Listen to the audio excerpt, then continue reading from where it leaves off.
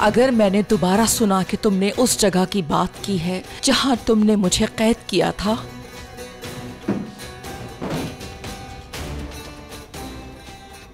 इस तकिए के नीचे की जगह खाली नहीं है।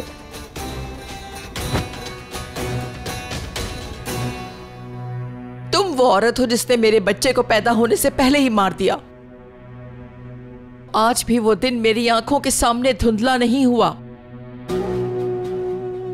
जब जब मैं सोचती हूं मुझे तकलीफ होती है। इस तकलीफ के साथ मेरा दोबारा इम्तिहान न लेना। और तकलीफ बर्दाश्त नहीं कर सकती अब मैं। मेरा सोच सोचकर आज तक दम घुटता है। बेहतर है अब मुझे डराने की कोशिश मत करना, हिम्मत भी ना करना। मैंने किसी को भी नहीं डराया है सुल्ताना, सिर्फ आगाह किया है। तुम्हारी तबीयत ठीक नहीं है, तुम अपनी तबीयत को संभालो, इसलिए होश में आ जाओ, बेहतर होगा। और अपने आंसू साफ कर लो, वरना तुम जानती हो मैं क्या कर सकती हूँ। कहीं हॉस्पिटल दोबारा ना भेजना पड़ जाए।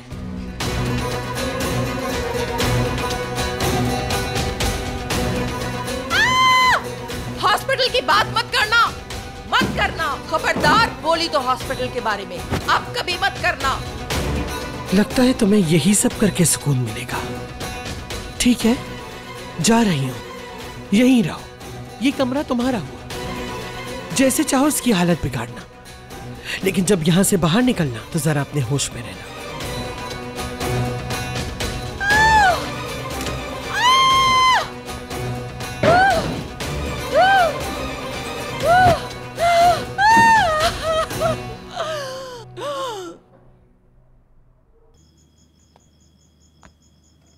क्या आगा ने क्यों बुलाया है?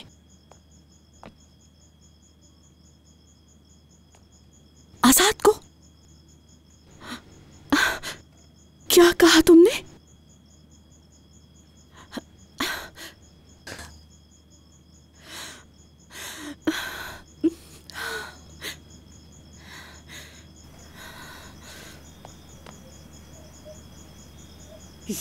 ये सब तुम्हारी वजह से हुआ है।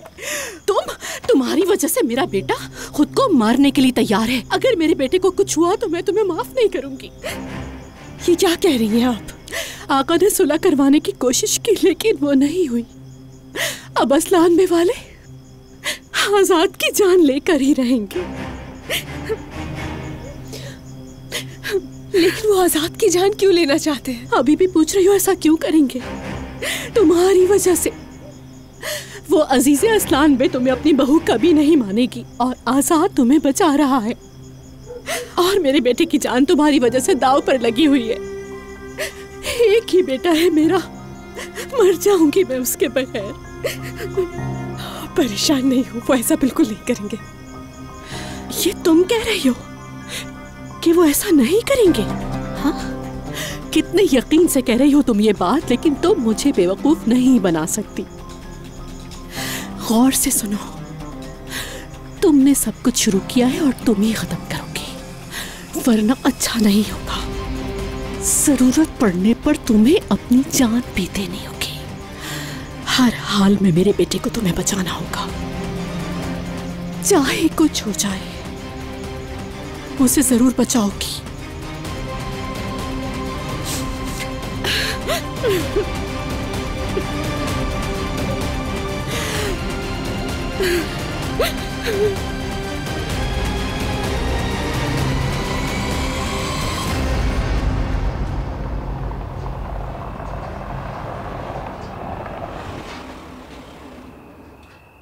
यहां पर हर तरफ गार्ड ही गार्ड हैं। अकेले जाना मुनासिब नहीं। मैं चलता हूं साथ। मैं आपको मजीद मुश्किल में नहीं डालना चाहती थी रज़ा भाई, लेकिन मैं जानती हूँ कि मुझे यहाँ कोई कुछ नहीं कह सकता। मैं बस बात करके वापस आ जाऊंगी। ठीक है।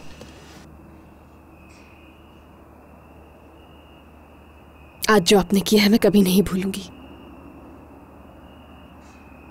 मैं यहीं आपका इंतजार कर रहा हूं। ख्याल रखिएगा अपना।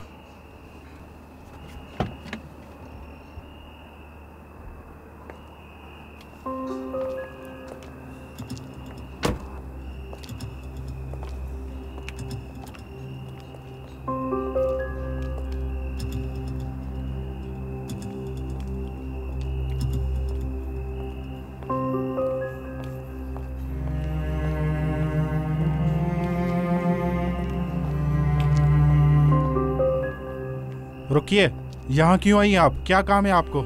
मैं रेयान शादुलो, नसो शादुलो की पोती, यहाँ पर आगा साहब से मिलने आई हूँ।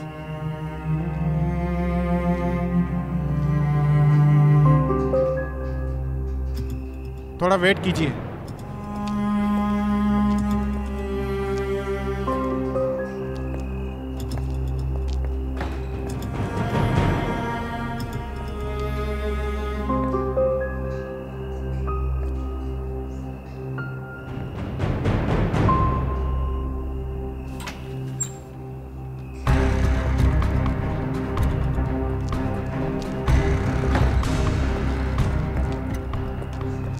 किस काम से आई हैं आप? मेरा आका साहब से मिलना बहुत जरूरी था, इसीलिए आई हूं मैं।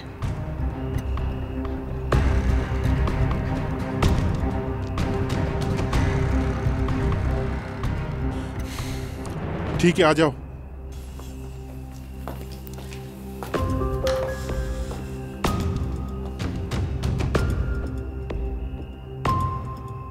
हाँ, बताओ लड़की, ऐसी कौन सी जरूरी बात थी जिसके लिए तुम सुबह होने का इंतजार ना कर सकी? आजाद भाई को मारने का फैसला कर लिया गया है क्या? देखो बेटी, ये जो हमारा इलाका है बहुत कीमती है और यहाँ के लोग भी कीमती हैं। अगर यहाँ खानदानों की दुश्मनियां हद से बढ़ जाती हैं तो फिर हम लोगों को कुछ सख्त फैसले लेने पड़ते हैं यहाँ की बेहतरी के लिए। इसके लिए दोनों खानदानों की आपस में रिश्तेदारी करवाई जाए, शादी करवा के। जानता हूं दुश्मन खानदान में शादी करना एक बहुत मुश्किल काम है। तुम तो जानती हो शादोलो और असलान बे दोनों खानदानों की दुश्मनी नई नस्ल पे असरअंदाज हो रही है। इसीलिए हम एक बेहतर हल चाहते हैं, शादी करवा के, वरना एक ही चीज बचती है। क्या चीज? मार दिए जाएंगे। शादलो वालों से आजाद मरेगा और असलान बे वालों की तरफ से मीरान।